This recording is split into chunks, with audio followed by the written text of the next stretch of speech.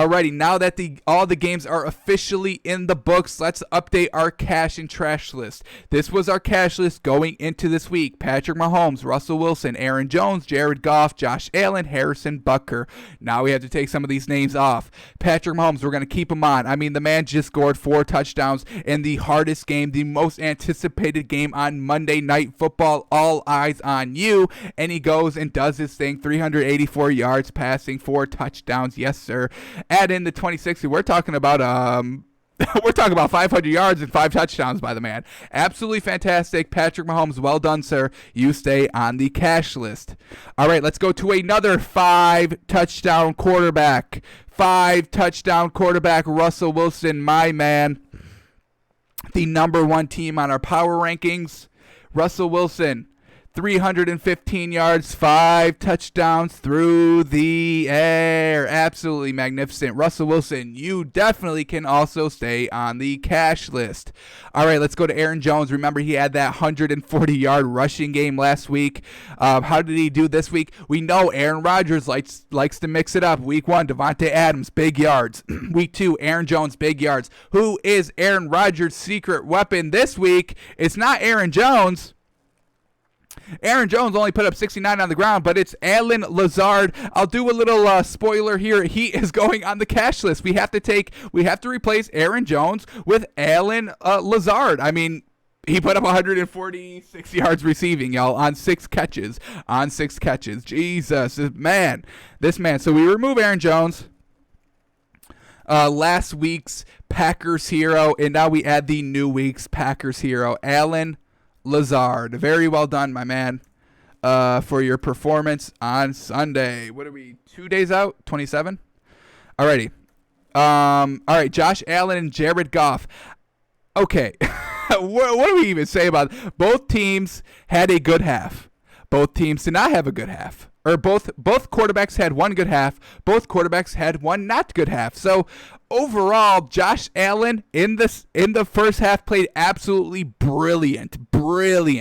Bills up big, but they couldn't play with the lead. When they got the lead, Josh Allen started to resort to old school year 1, year 2 Josh Allen, where he was fumbling the ball, turning it over. Now, I will say, this one interception he has was absolute bogus. I mean, I don't understand how they call this interception at all. We can cue up this highlight really quickly.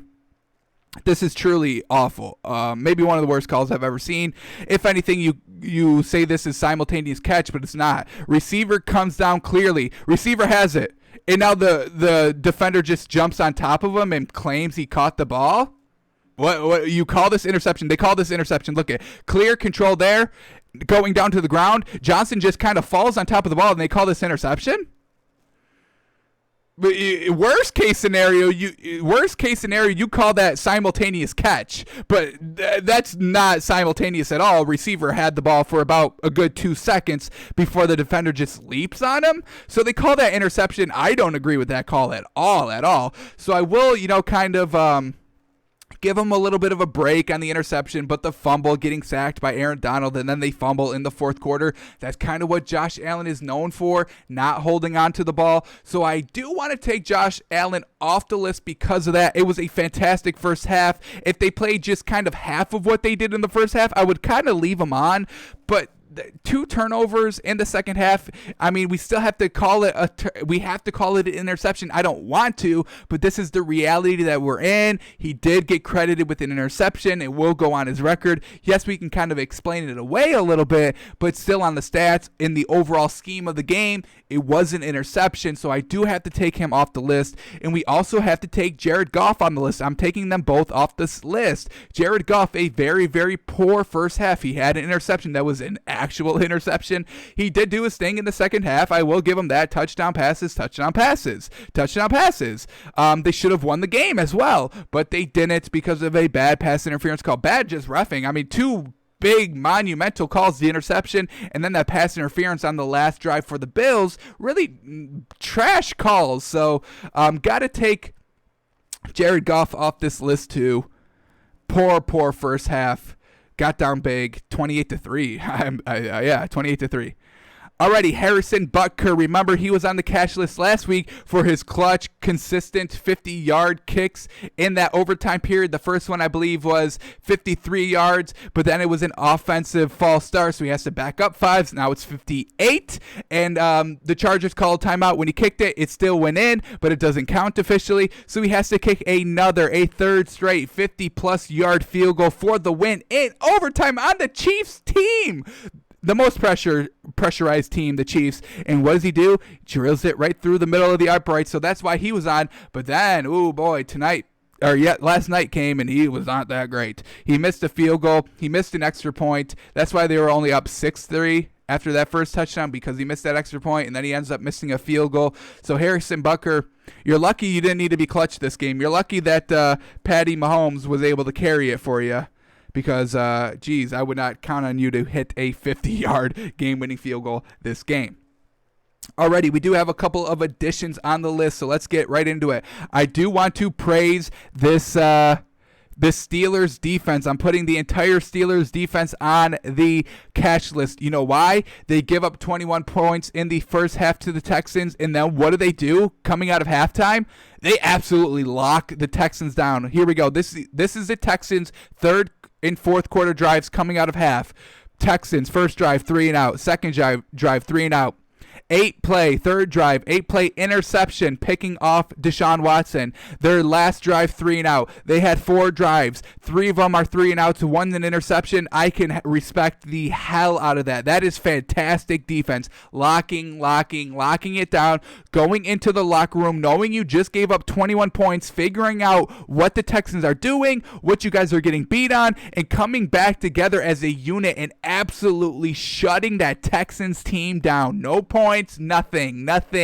Barely was able to drive. I mean, look at this. 1 minute 37 seconds. 2 minutes 24 seconds. 2 minutes 16 seconds. This was a 3-minute 8-play drive, so they barely even touched the ball in the second half, thanks to the Steelers defense. Very, very well done. We'll put them on the cash list. I kind of have to promote them a little bit. They were, we've been big on them going into the season. They're 3-0. We are once again vindicated on our picks. I mean, just time will tell. I mean, we say a lot of things here, some that may sound crazy to some people. We don't believe the hype that the media spreads all the time. We never really believed the hype that the Ravens were better than the Chiefs. I'm pretty sure when I was watching the pregame for the game last night, I'm pretty sure everybody on that ESPN set took the Ravens to win.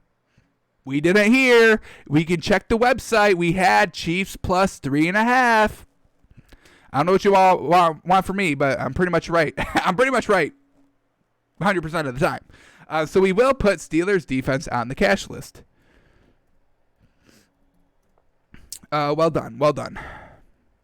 Alrighty, toughest opponent for the Steelers here. A desperate 0-2 Texans team that put up 21 points in the first half. They shut it down. Absolutely love it. Alrighty, we already put Allen Lazard on the list. Well done. And now, I mean, I don't know how he escaped being on this list for so long. I could have sworn I had him on here. It may have been just a blunder by me. Maybe I accidentally took him off somehow or just forgot to put him on. But we've got to put my man, Aaron Rodgers, second in probably MVP voting so far through 3 weeks. Look at this, 283 yards, 3 touchdowns, and just getting everybody involved. Different week, different player with 100 yards receiving. First week, Devontae Adams. Then I think he gets injured because he hasn't played the last 2 weeks. Then he goes to Aaron Jones, running and receiving. And now he goes to Allen Lazard. Has anybody even heard of this man before this week? Because I have not. 6 catches, 146 yards. Just Aaron Rodgers able to manage all of his talent, something Baker Mayfield can't do.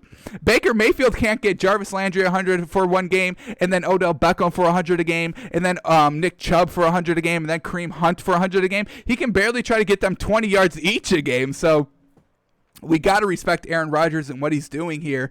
13-3 last year, got to the NFC Championship game, and really not missing a beat so far this season. 3-0, looking real good. Just beat the Saints, their first kind of real maybe matchup this season, and really went off without a hitch. They looked good from start to finish. They put up 37 to 30 was the final on this one, I believe. 37-30, yeah. So Aaron Rodgers, welcome to the cash list. I don't know how you haven't been on here. I will take responsibility for that. So that is my fault. Yeah, that's going to do it for the cash list. Not a lot of great performances. Close on putting Josh Allen.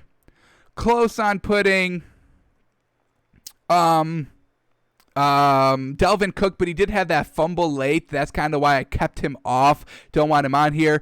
Once again, kind of close on putting, I should put Justin Jefferson on here just because they lost, taints it a little bit, just because Kirk Cousins tainted it a little bit with the 2 interceptions. Both didn't really lead to anything. Interception led to a punt, and then an interception on a potential game-winning drive, but it was like 4th and 24, so you just have to throw it to the first line marker. 4th and 24, that's when he throws the interception. So both of those interceptions really didn't impact the game too much. The game was already over on 4th and 24 anyway. Their first touchdown just led to a punt by the Titans, but just still throwing interceptions. Your offense slowly not starting to trust you, but he did throw 16 completions for 251 yards. Gosh darn, that's impressive. But yeah, let's put Justin Jefferson. Let's put Justin Jefferson on here. He deserves it. 175 yards receiving on 7 receptions. Absolutely magnificent. So let's put him on. I wasn't initially, but I've talked myself into it. Justin Jefferson, well done. You probably will never get back on here because, your quarterback's absolute garbage. All right, so this will do it for the cash list. Let's make sure I'm not losing anybody. Nobody really put on Washington, Cleveland. Nobody was really just overly great. Sonny Michel had a very good game. I definitely could put him on 12 yards of carry. Gosh darn. Do I put him on? Yeah, let's put him on 2. Let's get this cash list kind of beefed up a little bit. I don't like only having 5 people on here, so we'll put Sonny Michel. I'm not lowering my standards. I'm just kind of second look. Initial look, I was like, yeah, it was good, but was he really the reason why they won? But they kind of were. I mean, Cam Newton, he had himself a decent game, but 100 yards rushing in any game is fantastic. So let's put Sonny Michel on the list. But if I put Sonny Michel on the list, I got to put Derrick Henry on the list. You know what I mean? All right, we're going to put Sonny Michel. We're going to put Derrick Henry because he had 2 tugs and over 100 yards rushing.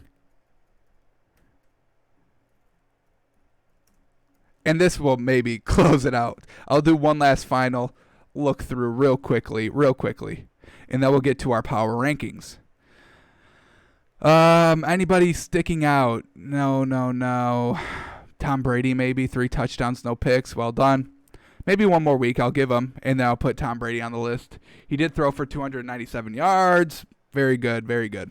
All right, we'll leave it at that. Let's do the trash list now. We do have a couple of people that we do need to kind of put. Do we add anybody? Yeah, we do add. All right, Carson Wentz, keeping you on the trash list. 2 interceptions. Once again, multiple interception games. That's kind of what you're known for. You didn't even get the win. You tied the Bengals at home. Why can you not beat these easy teams? Why are you not beating Washington? Why are you not beating rookie head coach, rookie quarterback Bengals? What is going on? Definitely staying on Carson Wentz. Got to keep you on. Falcons special teams. They're actually getting replaced, so we're taking the special teams off, and maybe we found the real culprit here. Dan Quinn. I said yesterday on the show he needs to be fired or resign, not just because he's not a good head coach. I'm not saying that. He's a decent head coach. He got to the Super Bowl. I get it. But he's got the funk. He's got this losing lead funk, and there's nothing you can do. Everybody will talk about this. This will be the main story of the entire franchise. You blowing leads. As long as you are there, you're hurting the organization trying to move forward. You're ruining Julio Jones. You're ruining Matt Ryan's career. They've got so many great offensive pieces. I really love this Atlanta offense, but somehow they don't know how to close games, and we do have to kind of mark that up to coaching. I wanted to give Dan Quinn maybe the benefit of the doubt for blowing that Super Bowl lead. Maybe put that on Cliff Kingsbury. Was it? No, it wasn't Cliff Kingsbury. I forget. Atlanta's offensive coordinator, who's now a coach for somebody else. I wanted to really put all the blame on him, but now it's happening when he's not even there now, and it's happening twice back-to-back games, and it happened on special teams, happens on defense, it happens on offense, it's happening everywhere on this team. So we have to put the blame on Dan Quinn, the head coach. When you're the head coach, when you're like the CEO of a company, if you're the manager of a company, you know what's going on in your organization. You know that you're the main voice, in that team, in that organization, in this locker room, on the sideline. You are the main voice. You have every opportunity to correct this. Go to your offensive and defensive coordinators, if it's not you, and be like, yo, what the fuck is going on? Why are we blowing leads? I don't want to see this shit again. You understand me? You understand me? And then they delegate that down to the players. I mean, that's what the head coach does. They delegate. He's not doing a very good job of doing that. Dan Quinn, you have to start taking responsibility a little bit for these blown leads. Get a win, and we can take you off. All right, Kirk Cousins, he's still staying on the trash list. Yes, he threw 3 touchdowns, but still 2 interceptions. Yes, I said they didn't matter much because Titans didn't get any points out of them, but you're still kind of making your offense not trust you. You're making your head coach not trust you, your offensive coordinator not trust you. So Kirk Cousins, and you lose. You're 0-3 now. Definitely going to stay on the trash list. All right, Adam Gase, obviously going to stay on. I mean, he hasn't shown me anything, but we now have to add a second culprit. It's not just all Adam Gase here, folks. It's the quarterback too. 2 pick sixes. That's not good. Not good at all. These are things Jameis Winston does. So Sam Darnold, you are now joining your head coach on the trash list for your multiple pick sixes. Dwayne Haskins, I was a little impressed by him. I am going to take him off the trash list. He was able to score drives, go long down the field, not on a turnover, which was our big complaint. Here it is. 8-play, 3-minute drive, 75 yards. Fantastic. In the first quarter, too. That's what was our big knock on Dwayne Haskins. He wasn't scoring until late in the game when the game was already over, and he can only score when gifted a short field. But he proved me wrong last week against the Browns. It was only against the Browns, but hey, small steps, Dwayne. I love it. 8 plays, 75 yards, touchdown. Then he starts throwing the interceptions, and things are getting whack a little bit. But then in the third quarter, here we go, coming off of a punt drive by the Browns, they go 6-play, 47 yards. Not bad. And then 12-play, 54-yard scoring touchdowns. Very well done. But then the interceptions and the fumbles, that's where we're getting a little bit. But you still put up 20 points. You still showed me some things offensively. Good stepping stone here. I will take Dwayne Haskins off the trash list. Now, I will put him back on. Don't think that he's safe for the rest of the season now. If he's still resorting to these interceptions, he will be put on. But I'll give him the benefit of the doubt here. We'll take him off for a week. Well done, Dwayne. Alrighty, we do have to add some players here. We added Sam Darnold. Who was this name? Okay. Why did I add this player? Where is he at? Dan Quinn. Oh, no. I added him already. Yeah. We're good. We're all up to date. Added everybody, kept everybody, removed everybody. So this is now the new trash list going forward into this week. Take a look. Take a great look. These players, these coaches, these quarterbacks all need to be shamed a little bit. Start getting better, y'all, so you can thrive to be one of these players. Be an Aaron Rodgers. Be a Patrick Mahomes. Be a Russell Wilson. Be good. Be good. All right.